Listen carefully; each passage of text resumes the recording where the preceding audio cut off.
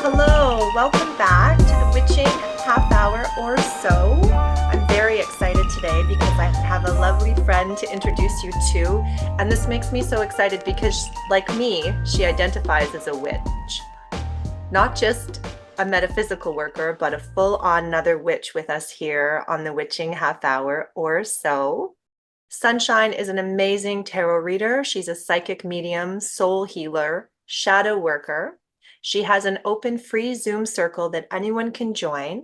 It is called The Witching Hour. She also has a podcast called Witch Please, Sunshine's Guide to the Metaphysical, and is running Illuminate, a school of witchcraft. It's a mentorship program. I'm so excited to have you. We're going to talk about Akashic records. Sunshine, hello. Hi, Jody, and so delighted to be here. Absolutely, really excited. You picked a topic that I love talking about too. So, Oh, I'm so glad. And I love your take on it because we were chatting, and with the Akashic records, you really have this idea that they're open to everyone. It's not this gate-kept secret book. So tell me about that. well, let's make sure we start and kind of define what an Akashic record is first, right? Perfect. So, if any of the listeners have never heard of it before, if you're going to go do some reading or do some research on it, you might hear it referred to a little bit differently, or as Jody Ann's kind of implying too, that there might be some gatekeeping on it. But the way I've always come to understand the Akashic records, it's this belief that every single soul, so my soul, your soul, Jody Ann's soul, all has a etherically written record of its past, its present, and its future, right? And I always like to refer to this kind of as your soul's gigantic choose your own adventure book, right? If we go back to like grade school and stuff like that, it's like this gigantic choose your own adventure book, meaning there's all sorts of various different paths, all sorts of various different scenes, scenarios, or anything that you could access and look into. And yes, there are a lot of folks that I've run across or stumbled across in my journey professionally over the last number of years that will often talk about them, and they teach, this is the only way for you to go access your records. You have to follow this path. You have to follow this procedure. You have to say this prayer. You have to call this angel, right? You have to do these types of things.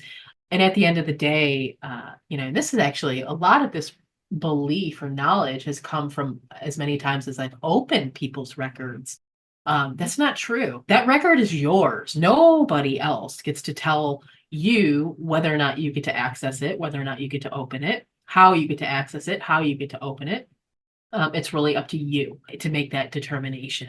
Lots of other folks may disagree with that out there, but I'm never a big fan of any one way to do anything. So If we were all supposed to do everything exactly one way, there wouldn't be so much diversity in nature.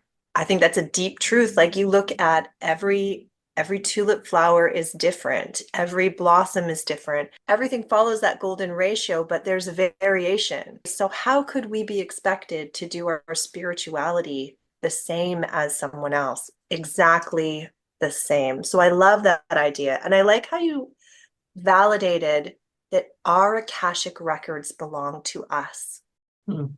That's such an empowering statement. Everyone has access to the wisdom of their soul and its journey. yeah, they do. And I mean, when I say that I've come across this in my experience, I've been opening up records for folks. People will literally pay me. They're like, "Hey, I've got something I want to explore," and we'll recognize that what they need to explore is not a right here and a now thing, right? We've got to go into the records. We've got to look, further. We've got to explore a little bit deeper. And so the reason I've just discovered this or stumbled upon this is because I literally have had instances where I've been met with a guardian on somebody's records, Mm. right? I've been met by like a lock or, Mm. a like a Fort Knox kind of approach to it. And, Mhm. I'll get to this kind of door to kind of go in and try to look at, and I'm told, no, I have to ask for permission. Right. I have to literally state to the client on the other end, like, hi, are you okay? Are you willing to allow me access to your records? And they're like, yes, I am. Yes, I do. And so it's only at that point that I can actually go in and now physically start to see, read, or feel those records themselves. So powerful, though, the agency really belonging to each of us individually. Yeah, it's so powerful that there have been times very often when I've opened records and I've not seen that. I've asked them, my clients afterwards, do you want me to protect this for you so that Mm. nobody else is able to come into them except you? Okay, so I'm going to go down a rabbit hole because I do a lot of work with energy boundaries because it reflects my life, right? I had problems with boundaries in my relationships, and I learned that that was reflected in my energy system. I would absorb other people's energy, I would become exhausted, so I needed to have energetic boundaries. So it's interesting to me what parallel there is for a client who doesn't have a good lock or a good door on their records, how that reflects in this incarnation and in others as well. What piece would they be able to work on in the here and now? Yeah, and I don't even know it's their own what they would be able to work on. It's a matter of, this protection is more so in place from nefarious people being able to access it. So the reality is there's this, we both identify as a witch. And I don't know how many times you've had this conversation, Jody Ann, about like, do you do black magic? Or Mm. do you do magic that's trying to change or control somebody else's will? Mhm.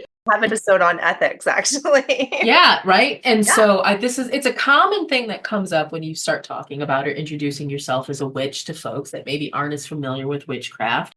With that, if somebody were to, in fact, go, wanted to do that, wanted to do something that was, against your own, true will or changing your trajectory in life or anything of that nature, how do you think they're going to do it? They have to be able to go ahead and access your Akashic record in order to set you down a different pathway to that new result. So if you do not have a solid protection on your records, somebody is going to be able to come in and in essence change your timeline, shift how you're doing something, set you down another path and that may not be in your, in essence, highest and best trajectory forward. Wow. Did you see Most of my the brain explode? Like where yeah, everyone's in their earbuds, but my brain just exploded. Because Yeah, I had one person that when I ended up in their records, this was like a Fort Knox of protection. I had multiple doors that I had to walk through in order to get to it and ask permission upon each. And to the point, even once I got to the room that it was contained in, it had another lockdown that was in it. Almost every single individual, when we started to go into their past lives, had a very strong magical background in their past lives. We're talking about incredibly powerful magicians, witches, and things of that nature, shamanic journeyers that, that knew and understood.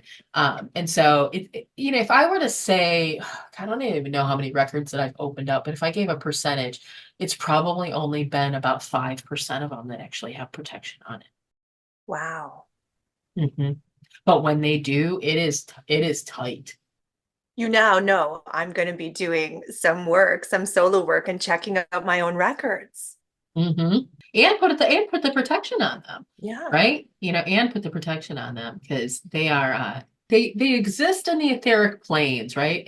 There's actually it's been a long time since I first started researching them.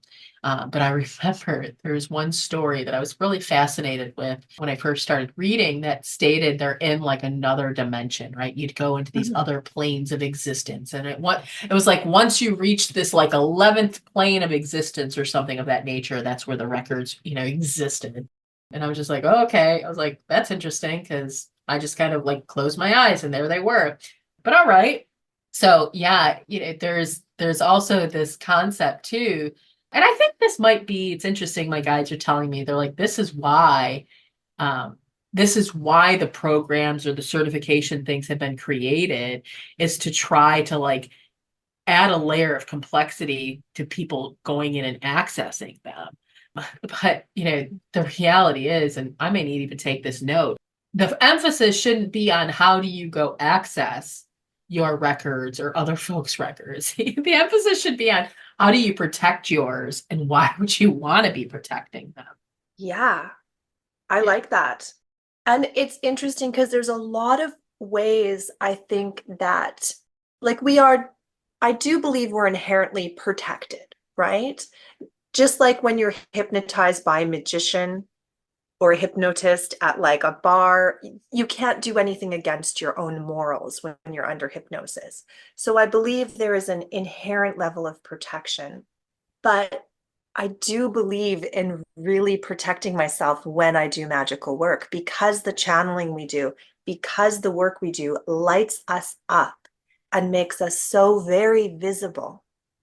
It Mm. puts this beautiful, brilliant spotlight on us that without some cloaking, without some protection, you become very visible, more visible than, Sally getting groceries.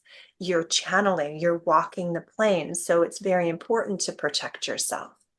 So it's really interesting too. And I'm thinking while you're talking, I can hear myself processing the idea of the gatekeeping being a way to keep it protected without saying you need protection on your Mhm. records. And it's interesting. Yeah, you're spot on that the more and more that we step into our path of, our own spirituality, and we start into this path of enlightenment, right? I mean, I believe most folks, witch or not witch, right, are going to understand that when we're in the spiritual journey, we're doing it to transcend, right? We're doing Mhm. it to be able to reach a state of enlightenment. And so there's this picture that always kind of gets painted in my head. If you can imagine the tree of life, right? The literal Hebrew tree of life, the Kabbalistic tree of life. If you are familiar, there is a complete mirrored opposite, right? Yes. Which is called it's the Clippereth, right? Mhm. And so the moment that you go from like that Malkuth, and you start to raise, that means you now have the exact mirror possibility available to you. And the more and more you raise and you continue to kind of do that ascension, the more you are going to have those low vibrational entities and energies clipping literally at your ankles to try to pull you down and Mhm. fall. It's interesting that they're putting this into my head. You think about these folks, if you've ever watched any of these, the documentaries that have been coming out in the last couple of years, or even like older ones, and talk about these folks that walk a spiritual path and they eventually end up in the point of like a cult, right? Yes, They never sent out, they didn't step out into the I did path. not. They weren't like little 10-year-olds going like, hey, I really hope to run a cult one day and ruin Mhm. people's lives, right? They continued on their path of ascension, and at some point, whatever you want to call it, dark force, low vibrational force, demon, whatever you want to refer to it, right, was able to grasp at it and pulled it down far enough, but was able to delude the human that they hadn't fallen. It's so funny that that's what your guides were giving you, because as you were talking, I was thinking exactly that, like absolute power corrupts absolutely. And how many spiritual leaders have gotten caught up in what I call the quote unquote ego, where Mhm. they go from being a leader to being a corrupt leader. And I've seen it in pagan circles in my community, Yeah. how the I forget. higher you rise, and they're not evil people, they didn't start out to become corrupt, but something happens in this guru mindset. And I love the idea of the tree of life and how we can see that. Oh You God, painted that yeah. beautifully. It and it's that ego is something else. I mean, it's it's a human thing, and it can be a blessing and it can be our curse. And I don't think any of them set out to be in that path. And I don't think they have intentions, like I'm trying to bring it back into the Akashic records, and I apologize because they're painting all sorts of pictures. Like they themselves at some point, right, have tried, they're truly trying. They have a purpose and they have a mission that they're trying, but there's some path in their records where that, like, that clippereth, that low vibrational energy has been able to pull them off, and the path looks almost the same, right? Mm. Except this is what I share with people. If you want to know and understand where that guru has lost, where they have actually missed footing and have slipped down into the clippereth, it is when they are influencing or afflicting power or control over another human being. 100%. 100%. Yeah. Because anyone at any level of ascension knows that this is a path of agency. That's Mhm. what I love about witchcraft. It's what I love is it is one of the spiritual paths that is very transparent about the fact that your actions and your karma belongs to you. Yeah. Yeah. Your actions and your karma belong to you, but you also get to choose all of your own beliefs too, right? Yes. You get to choose. That agency is about you choosing. And it's interesting. I put a meme up yesterday on my personal Facebook profile that made a joke about the whole buying your own first tarot deck. And it was just goofy and funny. But I had one person who I kind of admire on my friend circle that was like, oh, yeah, I totally believe you should always buy your own first deck. And I was just like, oh, God, right? Like, no, like you don't get, like, if that's your belief, that's cool. That's fine, right? But that's your belief. That's not that's not a belief that everybody has to adopt. That's not a belief that everybody has to prescribe to, right? And I don't prescribe to that. I bought my first tarot deck at the age of 16. I didn't have anybody else that would ever have purchased that for me. I didn't have friends that I was hanging out with that would have, done something of that nature. I didn't have family members that were into any of this. I didn't have adults in my life that would have been like, hey, here's a path that you should go down. Right. So yeah, I couldn't. How would I have ever? I never would have. I mean, I could say I never would have, but I wouldn't have ended up, potentially doing some of the things that I had in life. I'd never taken that step, Mhm. right? I just wouldn't have. So yeah, It's interesting because I teach tarot and I have decks that come through my household that I end up giving to some students. And I think the reason those decks come to me is because they believe they need to be given a deck. So decks find their way onto my shelf and then they find their way to the person they're to go to. Because I don't believe you have to be given a tarot deck. Mhm. I do think that you can purchase a tarot deck. It will be just as special as one given to you. But some people are really attached to that belief. Mhm. And I have decks show up at my house for them and I give them freely. It doesn't, my home, they're not for me. I'm like, oh, you were totally not for me. Your artwork is not my artwork. Yeah, I've gifted plenty of tarot decks over the Mhm. years for that, it's kind of that same reason, or I get the poke that's nobody else, they wouldn't do it themselves, Yeah. so to speak. Like they just wouldn't have the courage to walk into a store, they wouldn't have the courage to ask, or that, or anything of that nature. So I've purchased plenty of them. But yeah,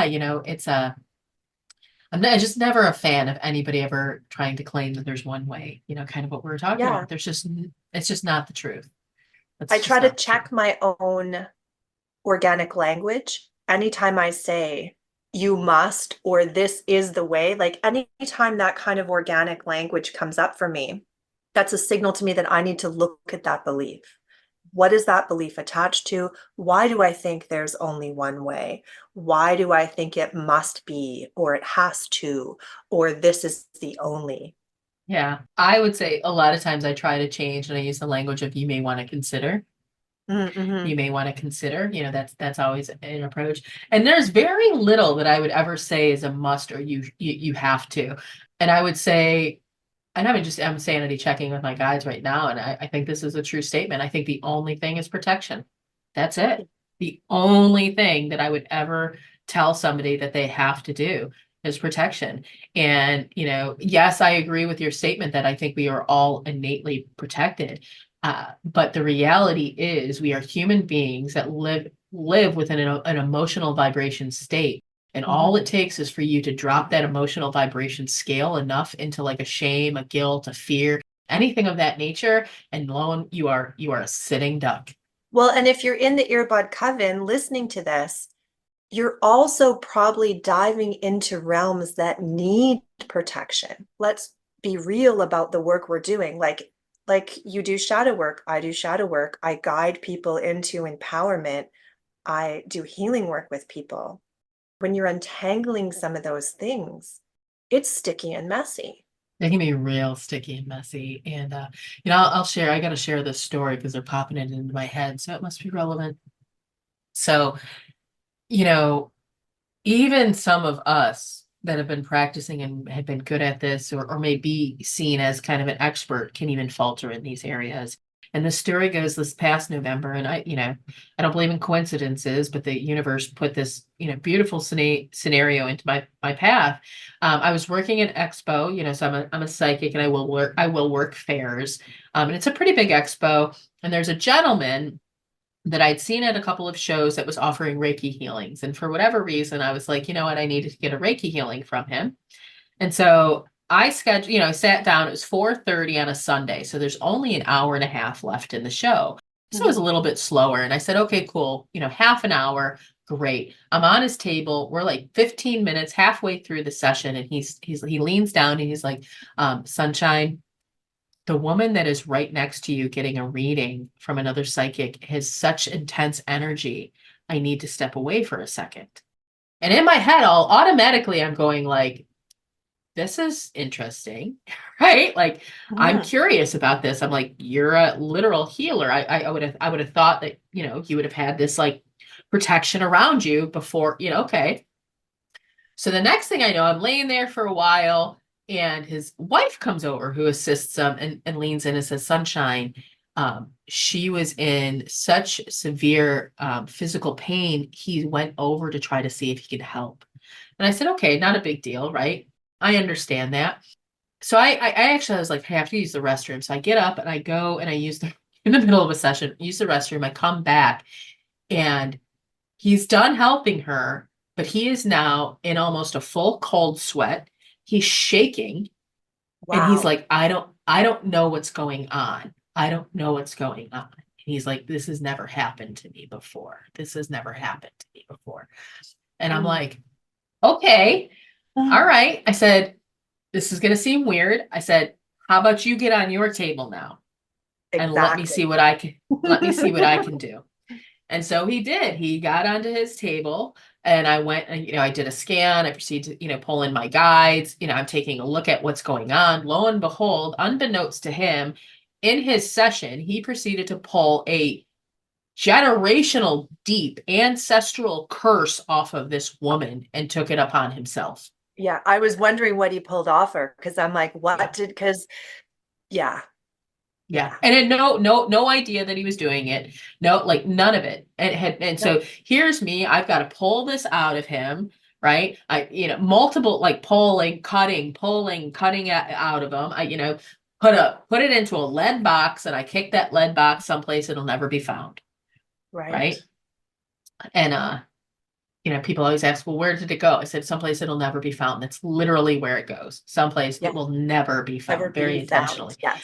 And I told him afterwards, I had to sit him down afterwards and I told him, I said, that woman did not pay you. You never, you never should have walked over and done healing on. Your guides did not bring that woman into your path. His ego got in his way. His ego got in his way. 100% because there's no reciprocation, right? Correct. And I have a very strict contract with my guides and with my helpers. I was taught a lot about reciprocation. Hmm. And it doesn't matter what that reciprocation is. Like I have worked for homemade pie, and I actually feel like I received more than sometimes when I get cash because of the Yes. amount of love that went into that exchange. And it was exactly what that person could give. And it was a beautiful reciprocation. But reciprocation protects us. Yeah, it does. It puts a contract in place that allows us to have a level of protection that we wouldn't have had otherwise. I mean, he felt really horrible. He wasn't able to continue on. He had to he laid on his table, I think, for another half an hour. We had blankets on him because he was chilly and Yeah. everything like that, and was finally able to settle down. And so it was probably a month and a half after that that I went and traveled about an hour away to get a full, he's like, I'd like to do a full session for you. And I'll tell you, I walked into the room that he does his Reiki healings in, and he had liquor in that room. In his healing Yeah, room. in his healing room. And I was like, That's okay. Yeah, okay. so it's really hard because like in these instances, we talk kind of about, once again, these paths that folks are on. And like I asked my guys, is there something that I should do? Is there something? Because there's a bit, in this place that I could, as a witch, I could have done something. I could have absolutely changed the trajectory of what he was doing, how he was influencing people. And like my guides are like, nope, nope, this man is, I will never refer anybody to him, nor will ever engage in his services again. you know Mhm. but yeah, and it's interesting. It's kind of I don't think this guy truly knows and understands the world that he's operating in, right? Probably not. When he's stepping into these gifts, it's an interesting thing. And this goes, I think we talked about this the last time, and we got into the Akashic records. As a psychic, it's like, where do you think psychics get their information? Right? They can feel Mhm. into the records, right? They Yeah. can pick the information up out of the records. They can look at multiple paths. And I've looked at his, I've seen and I've looked. It's not a pretty picture. Mhm. He walks a very, very thin line around that, that into that path on the other side of the clip breath.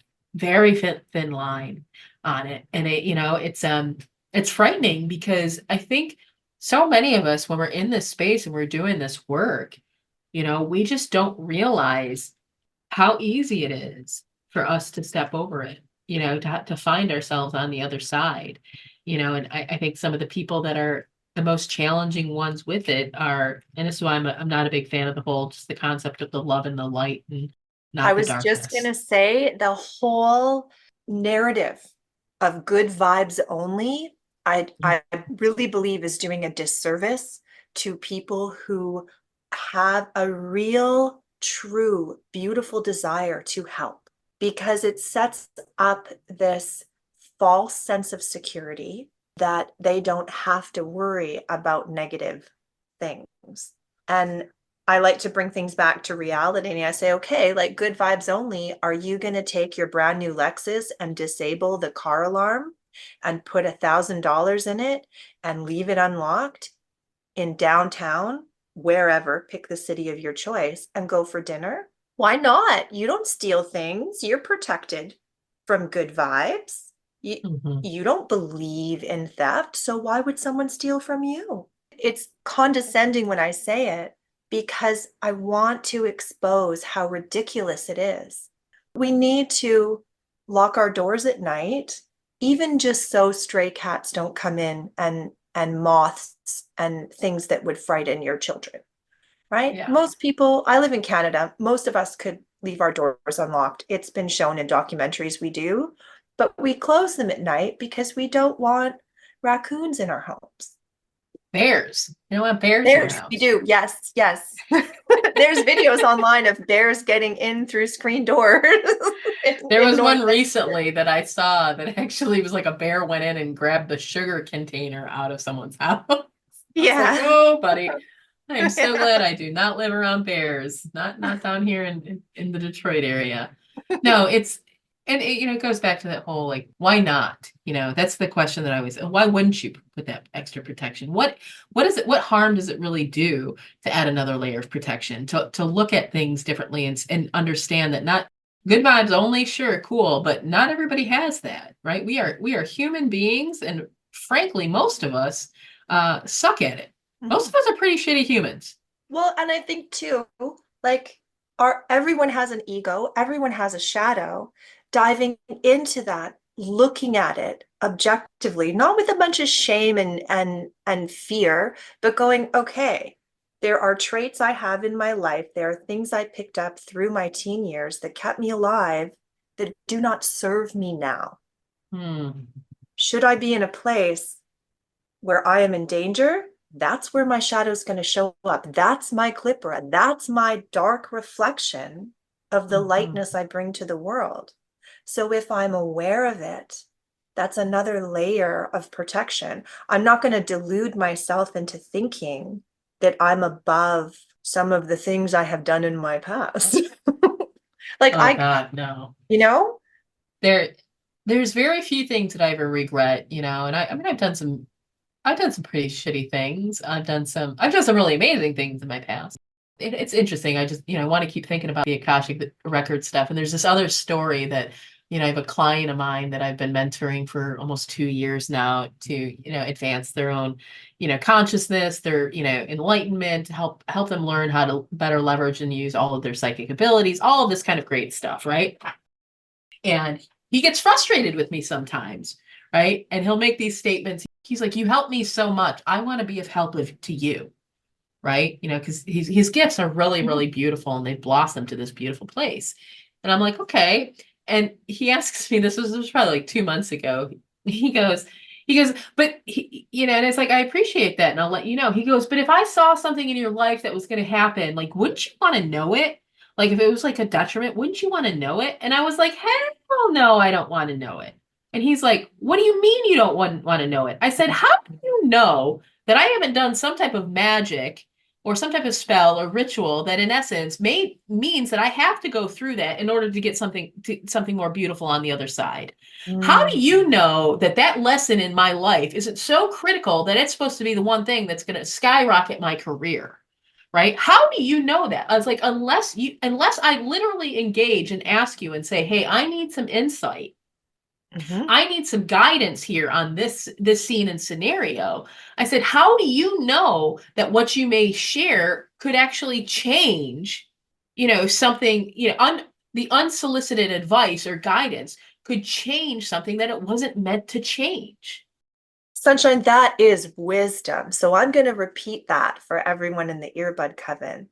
The belief that you are so in your highest and best purpose that no matter what comes to you, even if it looks sticky, even if it looks yucky, could be connected to manifestation work you've done, could be connected to abundance spells you've done. There is something in that that is going to catapult you forward. That if you see something coming to a friend, ask for permission first. If they haven't asked you for insight to use your gifts, you could be interfering with something that is designed to move them exponentially forward. Absolutely, 100%. I have the belief that the universe is always conspiring in my favor, always conspiring in my favor, Oh, yeah. right? I don't know how many spells I've done that did not come out the way I wanted because I got something better. Yeah, Way, 100%. way better. Yeah. It was a real shock to him at how quickly I responded, right? And how quickly, but I'm a very powerful magician in my own right. I'm a very powerful witch, right? I am constantly doing work. I may not even be aware of the work that I'm doing because I believe in this concept that of truly like I am in all dimensions at one time. So who knows? I was like, you never want to interfere or interject with somebody unless they have actually, given you permission or asked for it. And I even struggle a little bit. I'll have to say I even struggle a little bit of the ask them if they can say. And I'll say the reason why Yes. is because there are a lot of people out there that have a hard time saying no.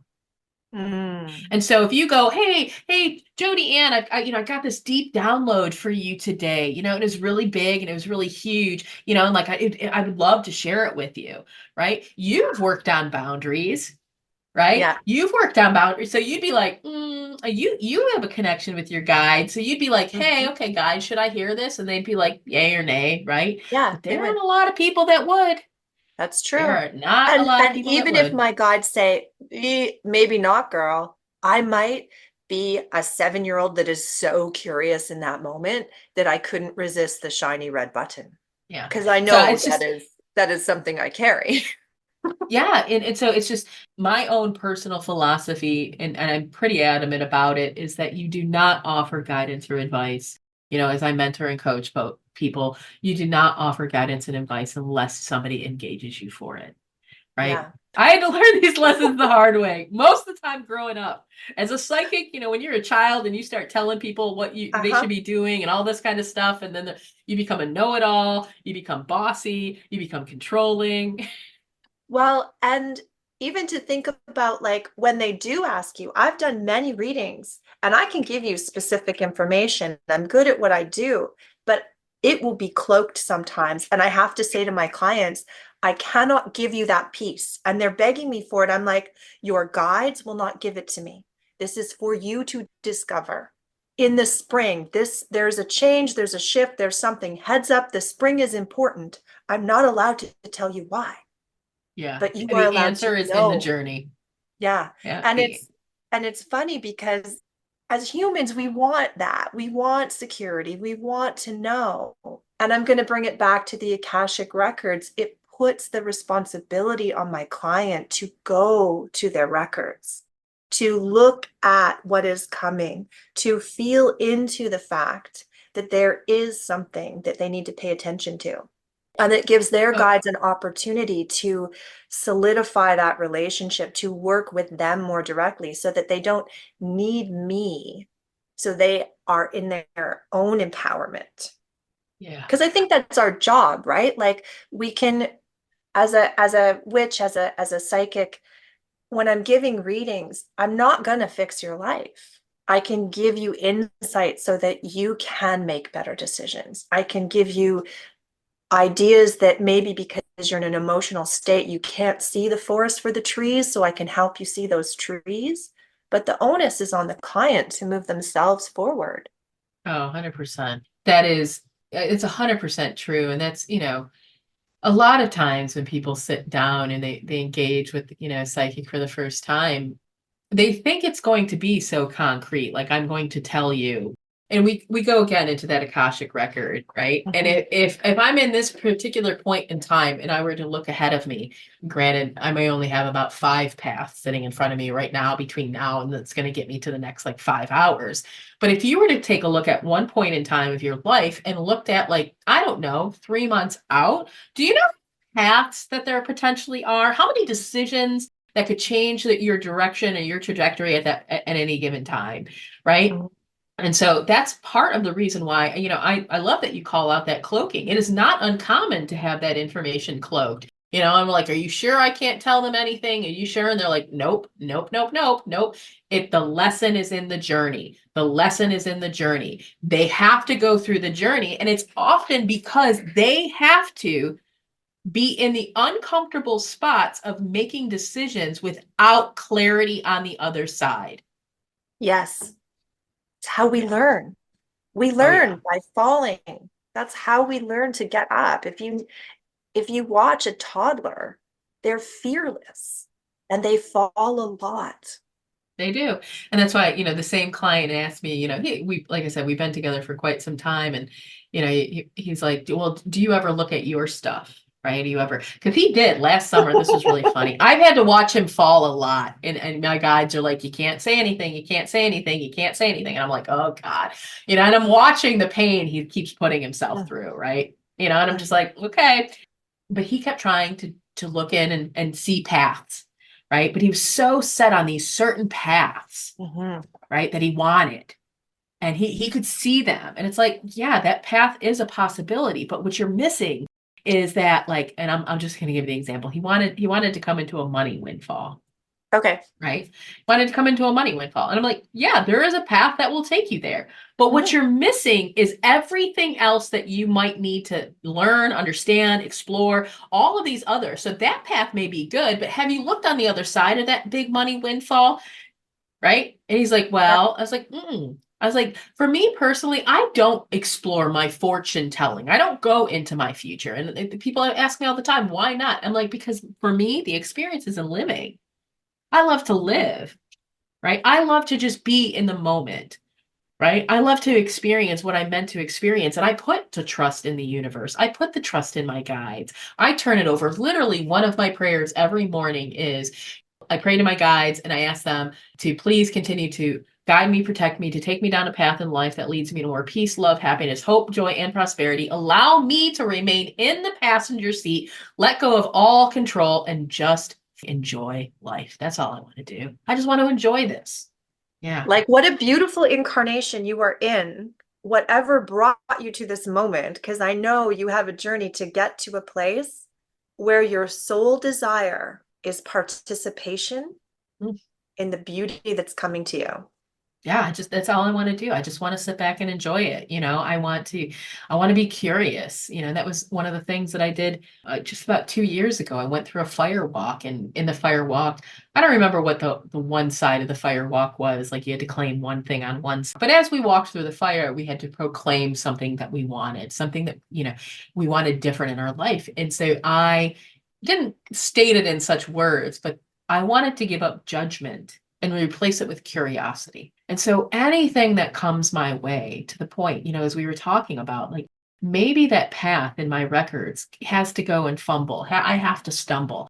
I have to like end up with egg on my face, or I hit a rock, but whatever it may be, I am curious rather than judgmental. And I ask, I wonder what in the world the universe has in store for me that's on the other side. Wow, I can feel how that creates hope and bravery. Mhm. There's so many things that builds inside someone if you can just say, I'm curious.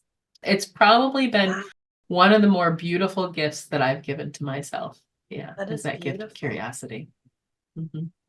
So no, I'm never, I don't open up my own records very often. I will go into the past. I'll look at some of the past stuff and try to understand maybe why I'm responding. And the same reason why I do with clients. People often ask, as a psychic, the big three, people want to go love and relationships, they want to go money or career, or they want to go into health. And I always say I break health into three. It's mind, body, and spirit, right? Mhm.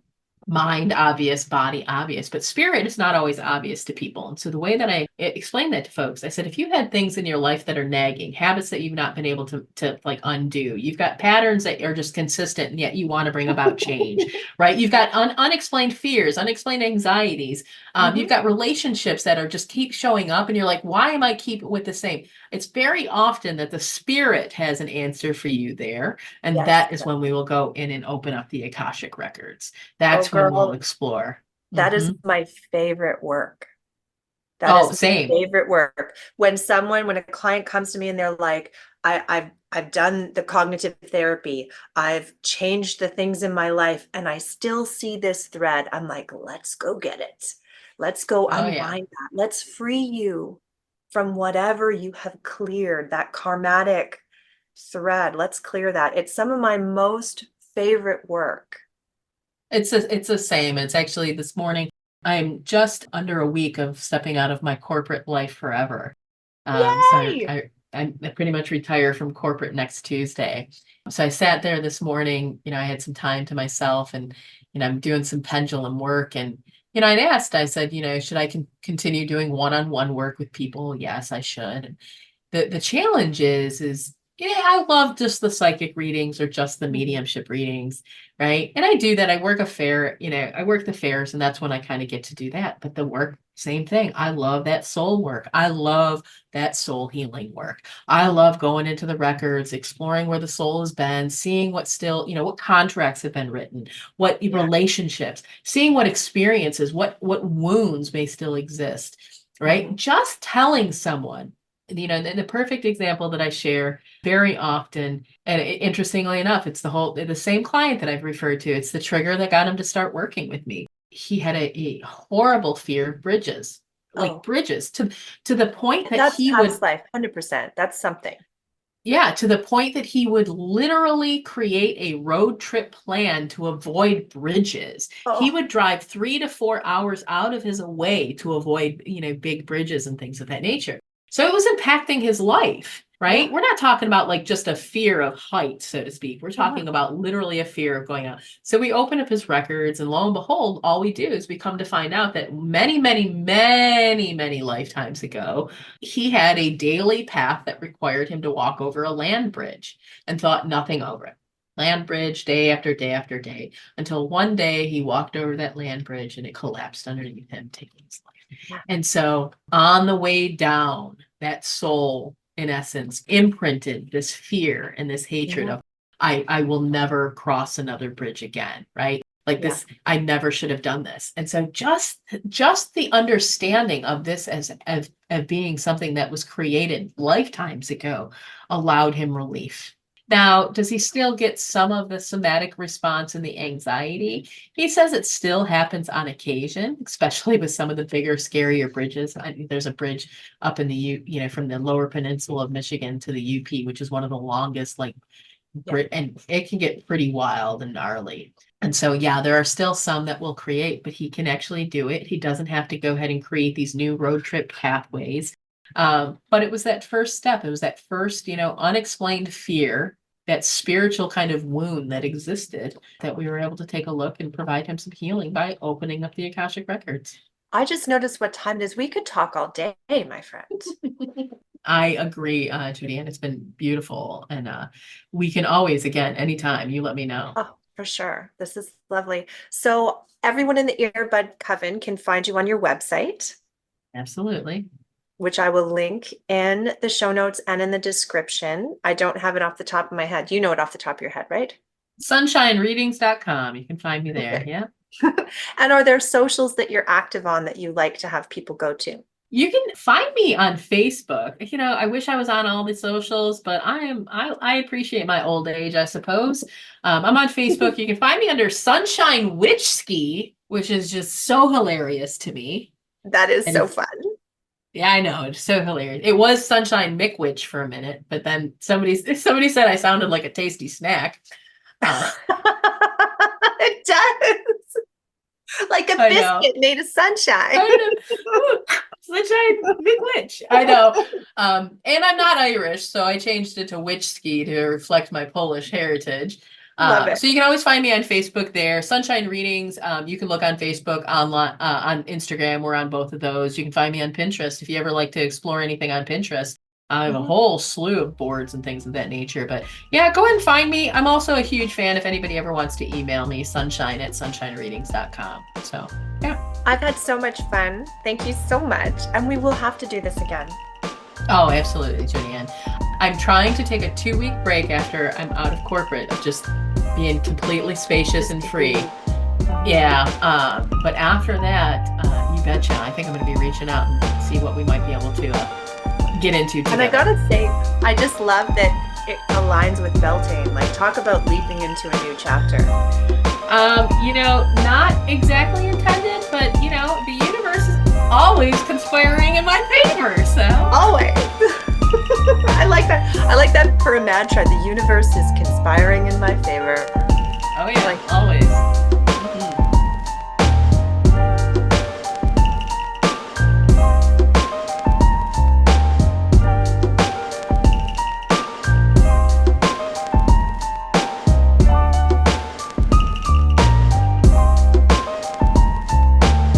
I'm just going to pause you really quick.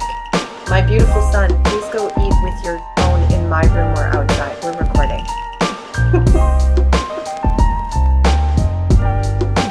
Oh my God, what are your little creatures behind you? This is, well, I've got skulls and things, but these are Grandma and Morticia from the Addams Family. Oh my God, they're so cute. Yeah, why don't you stop recording and I'll record it? Can I do that if you're the host? Yeah, you should be able to. Let me